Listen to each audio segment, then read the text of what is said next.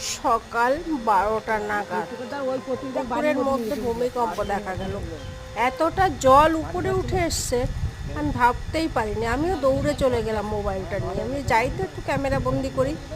এতভাবে সবাই দৌড়াচ্ছে, কি হয়েছে কি হয়েছে, আমি বলছি কিছু মারপিট হলো না কি হলো। তারপরে কাছে গিয়ে দেখি কি ভূমিকম্প।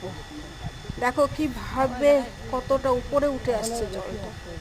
হ্যাঁ, ভাবাই যায় না জলটা কিভাবে নড়ছে। দেখো কোথায় চলে আসছে।